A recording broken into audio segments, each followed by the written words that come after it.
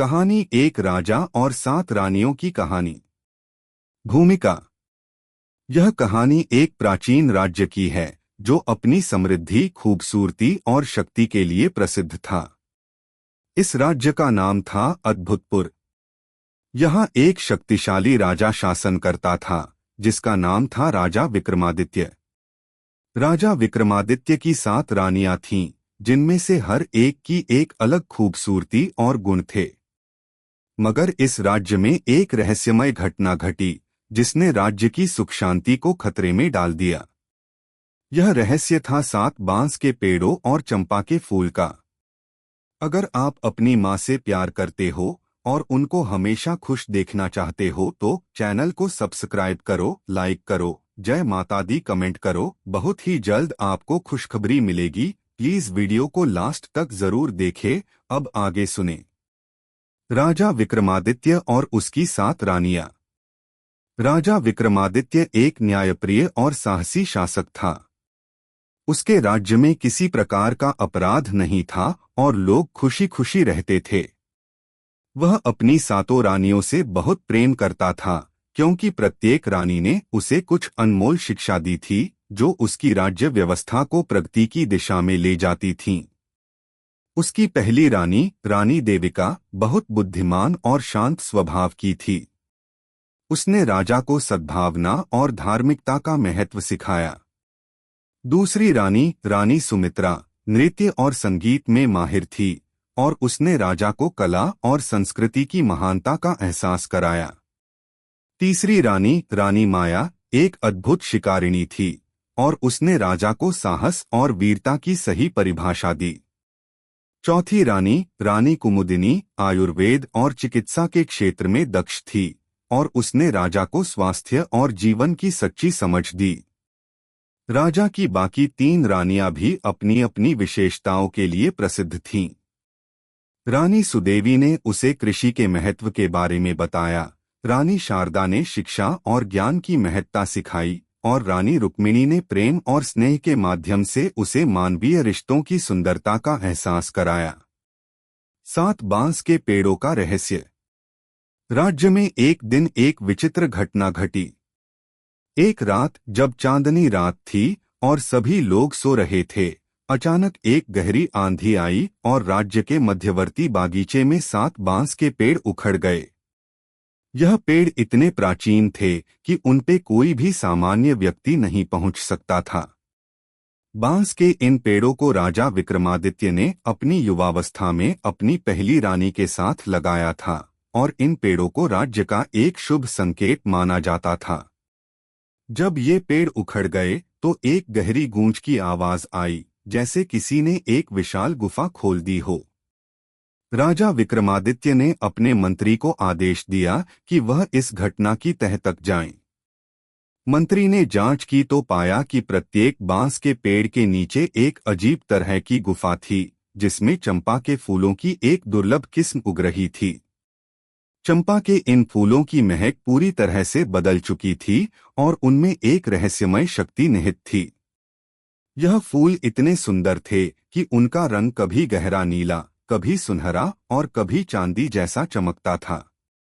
जैसे ही किसी ने इन फूलों को छुआ, उसे अजीब तरह का अनुभव होता था। यह फूल रात के समय बहुत ही रहस्यमय तरीके से चमकते थे, जैसे वे किसी रहस्यमय शक्ति से जुड़े हों। रहस्यमय चंपा के फूलों का रहस्य। राजा विक्रमादित्य को यह समझ में नहीं आया कि इन चंपा के फूलों का क्या महत्व है। उन्होंने सभी रानियों से इस बारे में पूछा और प्रत्येक रानी ने इसे अलग अलग दृष्टिकोण से देखा। रानी देविका ने कहा, इन फूलों का रहस्य धार्मिक है। शायद यह किसी प्राचीन देवी का आशीर्वाद है। हमें इन फूलों की पूजा करनी चाहिए। रानी सुमित्रा ने कहा, यह फूल शायद कला और संगीत की शक्ति से जुड़े हैं। हमें इन फूलों का संगीत और नृत्य के माध्यम से सम्मान करना चाहिए। रानी माया ने कहा, मुझे लगता है कि इन फूलों में वीरता और साहस का प्रतीक छिपा है। हमें इन फूलों की शक्ति से अपने राज्य को और मजबूत बनाना चाहिए। रानी कुमुदिनी ने कहा, ये फूल आयुर्वेदिक शक्ति का प्रतीक हो सकते हैं। हमें इन फूलों का उपयोग स्वास्थ्य के लिए करना चाहिए। रानी सुदेवी ने कहा, मुझे लगता है कि इन फूलों में कृषि की उर्वरता का संकेत है। हमें इन फूलों से प्राप्त पुष्पों को खेतों में लगाना चाहिए। रानी शारदा ने कहा, ये फूल ज्ञान और शिक्षा का प्रतीक हो सकते हैं। हमें इन फूलों का अध्ययन करना चाहिए। रानी रुक्मिणी ने कहा, यह फूल प्रेम और स्नेह का प्रतीक हो सकते हैं।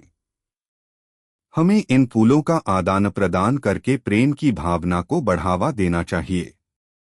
राजा विक्रमादित्य ने रानियों की सलाहों को गंभीरता से सुना, लेकिन फिर भी वह इस रहस्य को हल करने में सक्षम नहीं हो पा रहे थे। उन्होंने निर्णय लिया कि वह इन फूलों का अध्ययन करेंगे और इनसे जुड़े रहस्यों को जानने के लिए एक यात्रा पर निकलेंगे। राजा की यात्रा। राजा विक्रमादित्य ने अपनी 7 रानियों के साथ यात्रा करने का निश्चय किया। यह यात्रा बहुत कठिन थी क्योंकि उन्हें जंगलों, पहाड़ों और नदियों को पार करना था। रास्ते में उन्हें कई प्रकार की बाधाओं का सामना करना पड़ा। एक दिन जब वे एक घने जंगल में पहुंचे तो वहां उन्हें एक वृद्ध साधु मिले, जिन्होंने उन्हें बताया कि इन चंपा के फूलों का असली रहस्य केवल उन्हीं लोगों को पता चलता है जो दिल से शुद्ध होते हैं।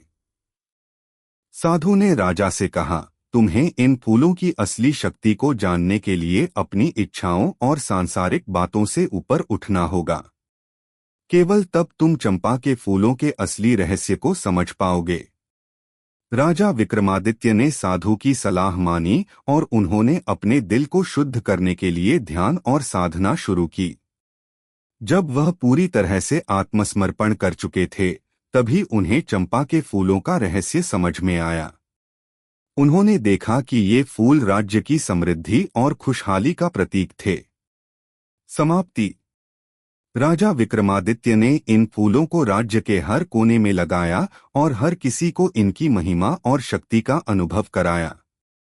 राज्य में हर व्यक्ति ने अपनी इच्छाओं को त्याग कर समृद्धि और खुशहाली की ओर कदम बढ़ाया। राजा विक्रमादित्य और उनकी 7 रानियां अपने राज्य में एक नई उम्मीद और शांति लेकर लौटे और राज्य फिर से खुशहाल हो गया। चंपा के फूलों का रहस्य अब सबके लिए स्पष्ट था। यह फूल प्रेम, शांति और शुद्धता का प्रतीक थे और राज्य के लोग हमेशा याद रखते थे कि जब तक दिल से शुद्ध और ईमानदार रहोगे, तब तक तुम्हारे राज्य में खुशहाली बनी रहेगी। कैसी लगी आपको कहानी? प्लीज कमेंट करो, लाइक करो, सब्सक्राइब करो। धन्यवाद।